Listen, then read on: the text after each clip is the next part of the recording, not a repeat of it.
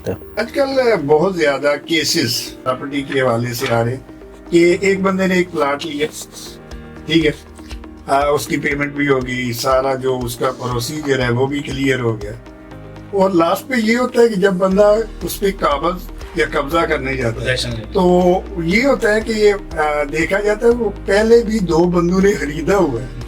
इसके बारे में आप क्या कहेंगे? अच्छा, इसमें कितनी सदाकत है? अच्छा, ये भी एक टेक्निकल बेसिस पे क्वेश्चन है, और बहुत सारे लोग ना मैं समझता हूँ कि बेसिक नॉलेज लेके मार्केट में नहीं जाते। बेसिक नॉलेज से मुराद ये है कि जो आपका क्वेश्चन है ना, उसको 2 हिस्सों में डिवाइड किया जाता है। एक लोकल प्रॉपर्टी में स्टैंड करती है ये चीज़, एक चीज़ जो है वो हाउसिंग सोसाइटी में स्टैंड करती है। दोनों का मैकेनिज्म अपोजिट है। अपोजिट इस तरह है कि लोकल प्रॉपर्टीज़ में आपका फर्ज सिस्टम यूज़ होता है, पटवारी, अदालत, कचहरी, मामलात, तहसीलदार, जो भी आप इसको टर्म्स एंड कंडीशन में ले जाएं वो इन्वॉल्व होता है उसकी वेरिफिकेशन के लिए, उसको इंडोर्स करने के लिए। लेकिन सोसाइटीज़ में सिर्फ फाइल सिस्टम होती है।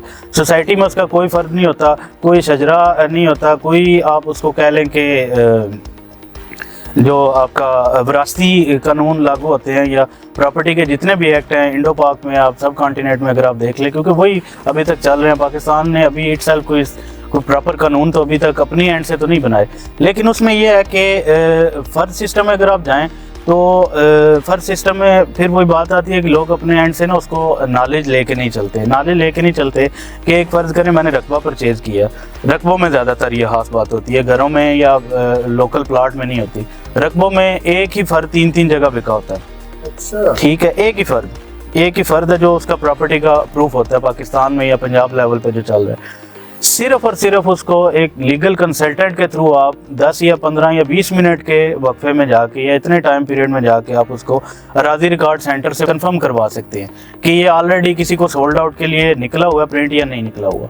अब आ जाए हाउसिंग स्कीम की तरफ। यहाँ पे जो है आपका फाइल सिस्टम है, इसके बारे में भी कुछ हमारे नाजरीन को आप बताएं कि इसके लिए क्या करना चाहिए और किस तरह मुनासिब है। या कोई बंदा एक प्लाट लेता है तो उसके बारे में उसको कौन कौन सी ऐसी चीजें हैं जिनको पहले ही पता होना चाहिए, और जब ये फाइनल होता है तो उसका क्या तरीका है, इसके बारे में भी कुछ हमारे नाज़रीन को। फाइल सिस्टम की जो आप बात कर रहे हैं उसमें आप इसको देख लें कि सबसे पहले कोई लगड़ बगे प्रोजेक्ट में ना जाएं। आप लगड़ बगे प्रोजेक्ट से मुराद ये है कि अब हमारे यहाँ पे ना जहाँ पे हम बैठे हुए हैं इसी के हो सकता है राउंड अबाउट में कोई 15-20 हाउसिंग प्रोजेक्ट चल रहे हों, लेकिन आपको ये नॉलेज होना चाहिए या आपको ये इंफॉर्मेशन होनी चाहिए, इस पर आपने वर्किंग कर लेनी चाहिए कि आपने कितने प्रोजेक्ट्स में इन्वॉल्व होना है। उसकी एक बड़ी सिंपल सी डेफिनेशन है, एक डेवलपर की क्रेडिबिलिटी क्या है और इसका पास्ट एक्सपीरियंस क्या है।